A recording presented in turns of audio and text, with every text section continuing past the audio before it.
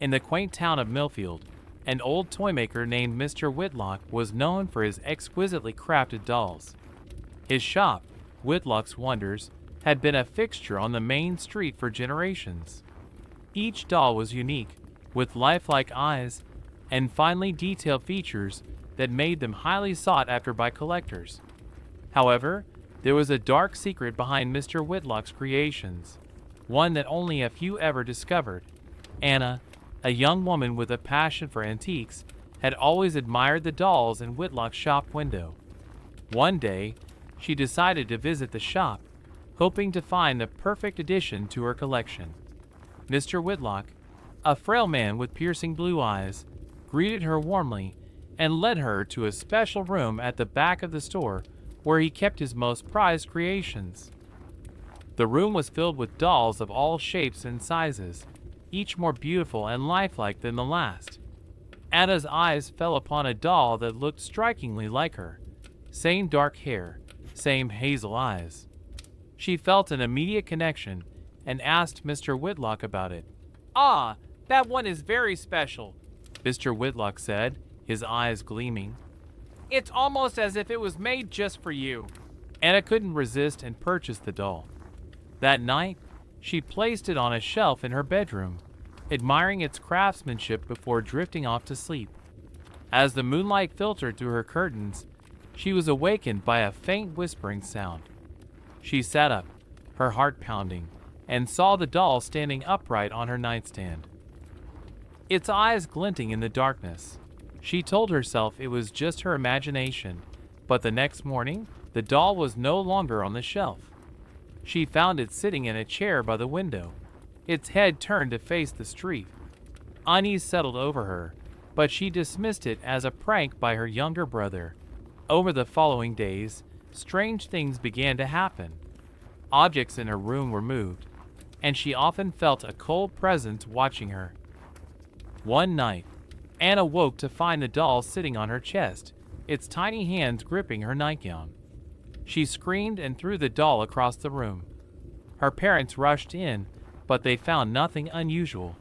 Determined to uncover the truth, Anna visited the local library to research Mr. Whitlock and his dolls. She discovered that the toymaker had a dark history. Decades ago, he had been accused of using dark magic to trap the souls of young women in his dolls, but the charges were dismissed due to lack of evidence. Rumor had it that he continued his sinister practices in secret. Terrified, Anna decided to confront Mr. Whitlock. She returned to the shop, clutching the doll tightly. The toymaker greeted her with a knowing smile. "Ah, I see you've discovered the secret," he said calmly. "You're trapping souls in these dolls," Anna accused, her voice shaking. Mr. Whitlock's expression darkened. "You wanted the doll, didn't you? Now it's yours forever." Anna turned to leave, but the door slammed shut, and the room grew cold. The dolls on the shelves seemed to come alive, their eyes following her every move.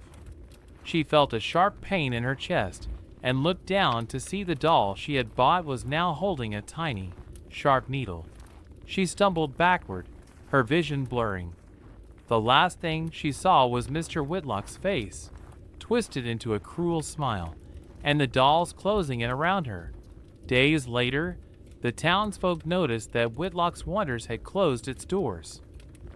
A new doll appeared in the window, one with dark hair and hazel eyes, looking eerily like Anna. No one ever saw her again, but the doll remained, staring out at the street with lifelike intensity. The legend of the dollmaker's curse grew, and parents warned their children to stay away from the shop. Those who didn't heed the warning often found themselves drawn to the dolls, only to disappear like Anna. In the peaceful town of Crestwood, there stood an old Victorian house at the edge of Maple Lane. It had been abandoned for decades, with rumors of hauntings and strange occurrences keeping potential buyers at bay.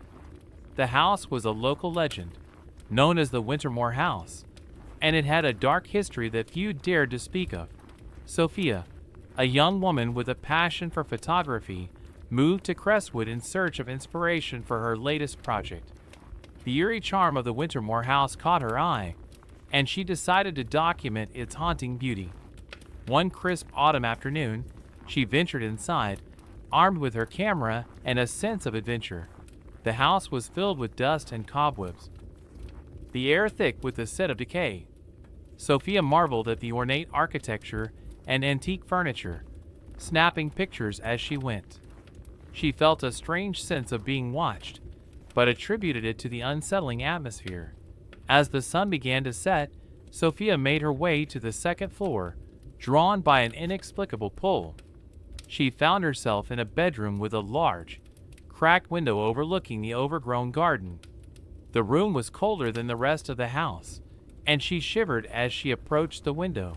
Through her camera lens, she noticed something odd, a shadowy figure standing in the garden, partially obscured by the overgrown foliage.